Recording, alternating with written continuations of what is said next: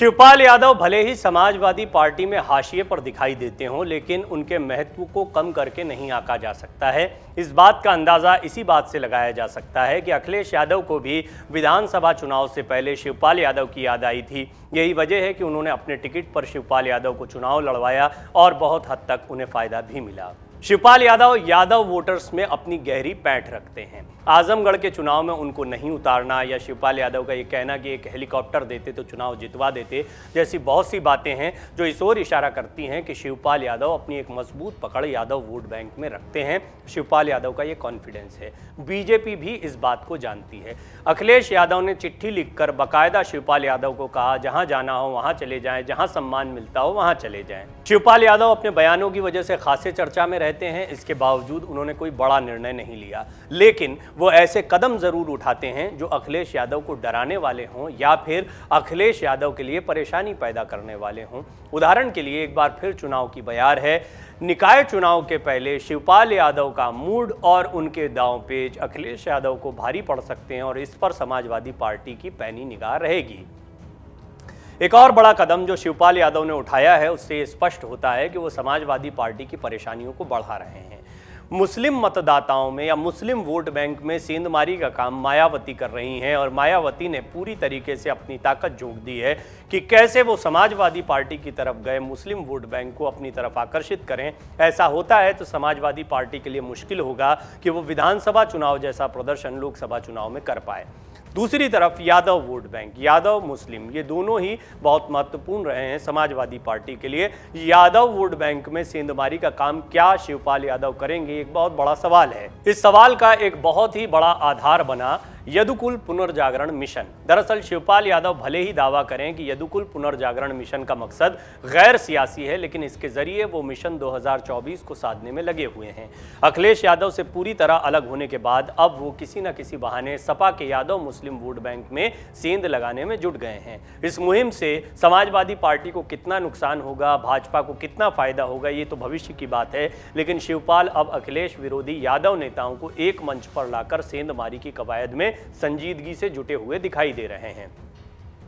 अखिलेश यादव जब मुख्यमंत्री थे, उन्होंने डीपी यादव की बाहुबली छवि का हवाला देते हुए सपा में लेने से उन्हें इनकार कर दिया था।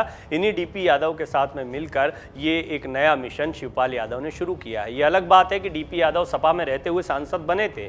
भरत गांधी कन्नौज लोकसभा उपचुनाव में डिंपल यादव के खिलाफ मुहिम चला चुके हैं। सपा के पूर्व विधायक रामपाल यादव अब भाजपा में हैं का अवैध निर्माण भी सपा सरकार में ध्वस्त किया गया था। ये वो सारे नाम हैं जो अब शिवपाल यादव के मंच पर दिखाई दे रहे हैं और ये सब के सब अखिलेश विरोधी माने जाते हैं। शिवपाल यादव से पूछा गया कि क्या इन सपा विरोधी नेताओं का ये जमावड़ा है, तो उन्होंने कहा कि हम लोग किसी को टारगेट करने के मकसद से नहीं बढ़ रहे हैं।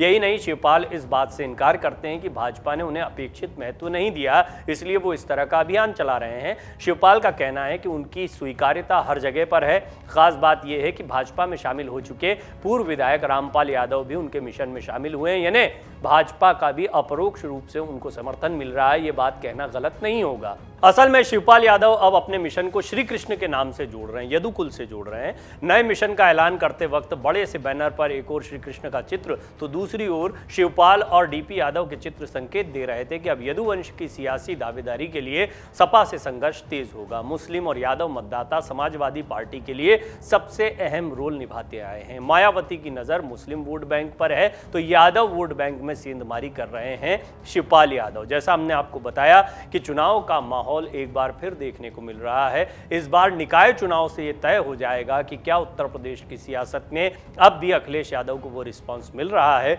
जो विधानसभा चुनाव 2022 के दौरान मिला। वो जीत नहीं पाए थे, लेकिन उनकी हार ने भी ये साबित किया था कि उन्होंने पहले से बेहतर प्रदर्शन किया है। उनका वोट प्रतिशत बढ़ा है। बीजेपी की सीटें कम हुई थी, जिसके बाद खुद उन्होंने कहा था कि यह सिद्ध करता है कि बीजेपी को हराया जा सकता है।